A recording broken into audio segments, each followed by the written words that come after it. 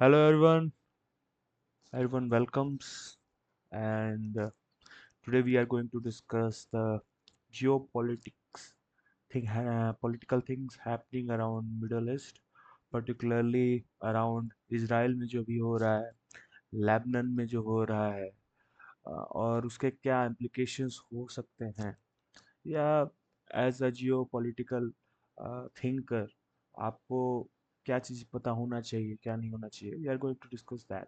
So let's start.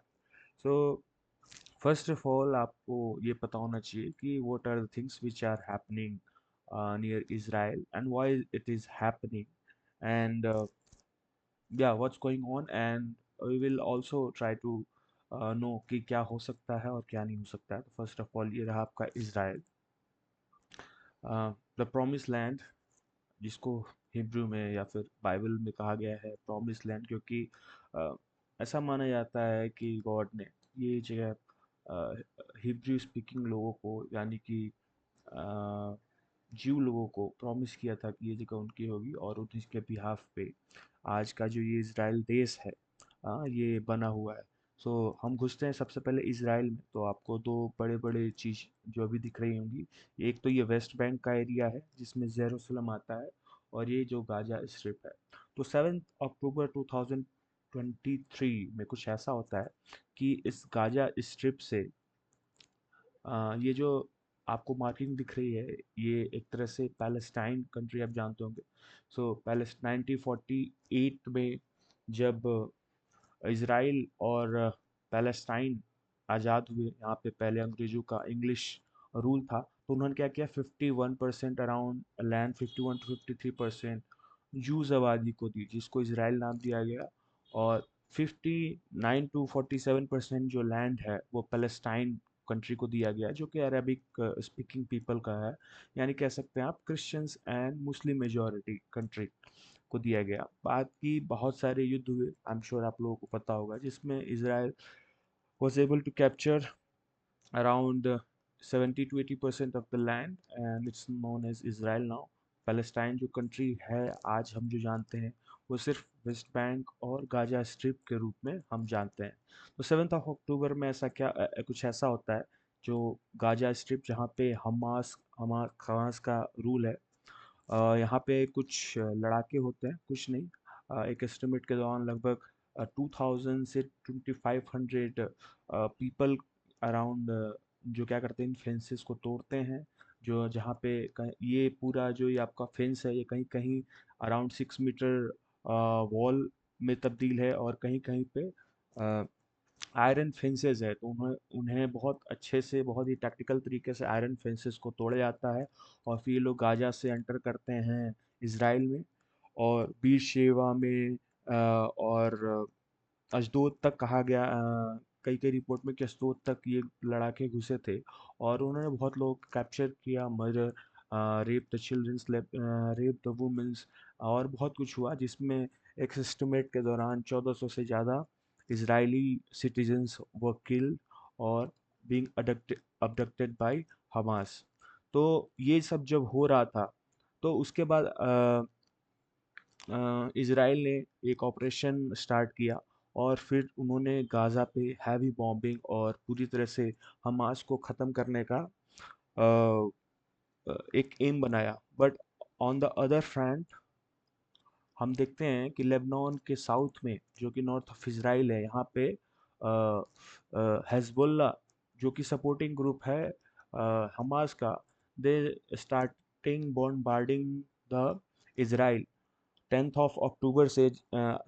8 या 9 अक्टूबर से ही Israel ने अपना ऑपरेशन स्टार्ट कर दिया गाज़ा पे। और 10 अक्टूबर से जो कि इजरायली बताते हैं, हालांकि जो फॉरेन मीडिया है वो 15, मतलब 4-5 दिन का है, उससे कोई फर्क नहीं पड़ता है।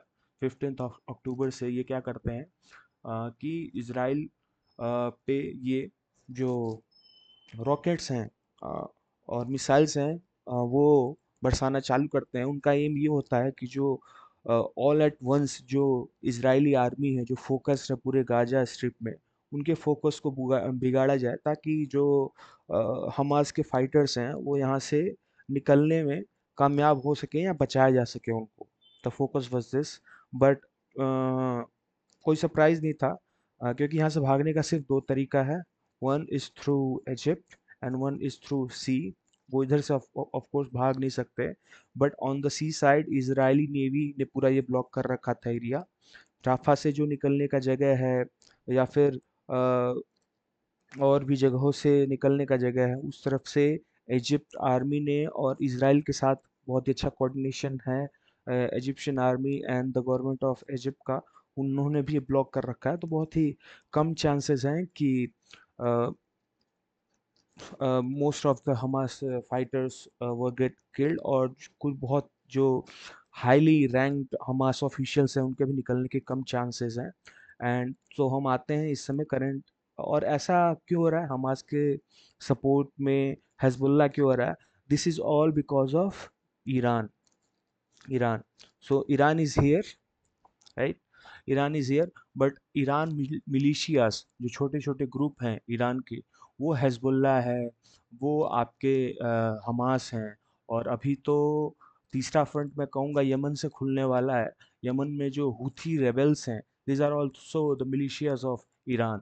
सो यहाँ से अटैक हो रहा है। तो अभी हम देख सकते हैं कि इसराइल जो है टू फ्रंट वॉर में ऑलमोस्ट उलझ गया है, जो कि हुथी जो कि हिजबुल्लाह लेबनान के साइड से, और गाजा स्ट्रिप से हमास है। But very I am very sure, बहुत ही जल्दी यहाँ पे मैं I am sure that Iran will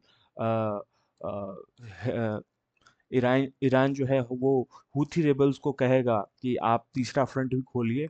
और हुथी रेबल जो हैं यहाँ पे रॉकेट्स रॉकेट्स के तो बहुत कम चांसेस हैं, because the distance between Israel and Yemen is too much. So through missiles they will try to attack Israel. तो the only problem is that, जैसे कि यहाँ पे हिजबुल्ला और हमास जो हैं, these are the neighbouring fronts. So यहाँ से अगर कोई भी छोटा मोटा रॉकेट जो कि $1000 $1500 में तैयार हो सकता है, जिसकी रेंज अगर 10-15 किलोमीटर भी है, तो it can damage Israeli land and Israeli people. Lebanon भी बिल्कुल बगल में है। लेकिन the problem with Houthi rebels is, इनको लंबे दूरी वाले मिसाइल चाहिए जिनकी रेंज एटलीस्ट 1000 किलोमीटर्स या 900 किलोमीटर से ऊपर हो। तो only problem with Iran that अगर वो हूथी रिबल्स से हेल्प मांगते हैं, तो they need at least a good missile, tactical weapons, जो आई एम श्योर जो हुथी रिबल्स को नहीं मिल सकता। अभी जो एक दो मिसाइल से हुथी रिबल्स, क्रूज मिसाइल से जो हुथी रिबल्स ने हमला किया इसराइल पे, जिससे इसराइल बच गया है, वो I am very sure they were help by Russians. Because जब बहुत सारे सैंक्शंस लग चुके थे रशिया पे, तो ईरान एंड रशिया के बीच में बहुत सारे समझौते हुए हैं on the back of the table. And Russians planes को देखा गया है ईरान में। एंड या बहुत सारे जो एफबीआई की रिपोर्ट्स आई हैं, जो कि इंटरनली पब्लिश हुई हैं, उसमें ये बताया गया कि रशिया ने पिछले लास्ट 4 to 5 मंथ्स में बहुत सारे वेपन सप्लाई किए ईरान को। तो अभी तक जो इसराइल है और जो यूएस है, वो यही मानता है कि जो हुथी रिबल्स के पास जो क्रूज मिसाइल्स आए हैं, ये थ्रू ईरान आए हैं, क्योंकि ये जो वेपन्स थे वो क्रूज मिसाइल जो थे वो रशिया ने सप्लाई किए हैं। तो apart from this what currently going on, I hope आपको बैकग्राउंड मिल गया होगा। तो currently what's happening in Lebanon and Israel, we are going to see. So currently इस समय ये हुआ है कि आईडीएफ ने पिछले 24 घंटे में बहुत ही हैवी बोmbarding की है साउथ लेबनान की एंड बेरूत में। पर्टिकुलरली जो नजरुल्ला हिजबुल्लाह का हेड माना जाता था, ऐसी आशंका जताई जा रही है कि he is killed. Because generally आपको पता होना चाहिए कि ऐसे मामलों में जब कहीं भी बोmbarding होती है, जैसे उन्होंने इसराइल आईडीएफ का ये कहना है, इजरायली डिफेंस फोर्सेस का, कि उन्होंने जो हिजबुल्लाह का हेडक्वार्टर है वो उसको उड़ा दिया। तो सबसे पहले अगर किसी को नुकसान होता है, so the leader comes out और वो बयान देता है। लेकिन इस केस में क्या हुआ, जब उन्होंने बेरूत में हिजबुल्लाह के हेडक्वार्टर को उड़ाया, तो अभी तक कोई संपर्क स्थापित नहीं हो पाया है नसरुल्ला से। तो आईडीएफ और बाकी एजेंसियां भी यही मान रही हैं कि हो सकता है कि नसरुल्ला जो था हेडक्वार्टर में था उस समय, जब आईडीएफ ने थ्रू देयर एयरफोर्स जब उन्होंने बेरूत पे हमला किया है। और बहुत ज़्यादा आशंका है कि नसरुल्ला जो है मारा गया है। जैसे ही ये खबर आई कि नसरुल्ला हो सकता है मारा गया, ईरान में एक बहुत ही हाई कॉन्फिडेंशियल टेबल मीट हुई है।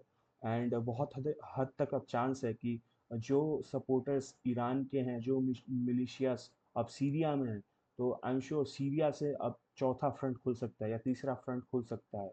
एंड यहाँ से हूथी रेबल्स भी बहुत ही ज़्यादा चांसेस है वो कोशिश तो करेंगे, बट आई डोंट थिंक कि वो ज़्यादा इसराइल को परेशान कर पाएंगे, because the distance between Israel and Yemen is very high. And fourth एक जो फ्रंट है जो बहुत जियो पॉलिटिशियंस मानते हैं कि नहीं खुल सकता, but I think there is a chance that Egypt की तरफ से भी, हालांकि इजिप्ट में इस समय मिलिट्री रोल है, बट द कॉमन पीपल की जो फीलिंग है towards Palestine and Egypt is very personal. They take it very personal, and their stakes are very high. Although the government of Egypt support Israel, but internally they are also divided. But तुर्की is giving बहुत सारे statement दे रहा है वो Israel के विरुद्ध।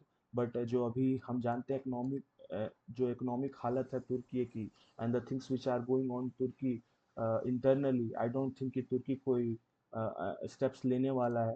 तो अ, फिलहाल यही है कि नसरुल्ला शायद मारा जा चुका है, and the Israelis are celebrating, but still some of the uh, uh, Hezbollah are still putting some rockets in the north of Israel, particularly वो उनका हाइफा जो बहुत बड़ी सिटी है इसराइल की, उसको कोशिश कर रहे हैं। And the Tiberias which is near the Sea of Galilee, उनको इन नॉर्थ के सिटीज़ को वो टारगेट बनाने की कोशिश कर रहे हैं। एक इंडियन आर्मी का जवान भी जो कि गोलन हाइट्स में फ्रॉम यूएन साइड तैनात था, उसको भी कुछ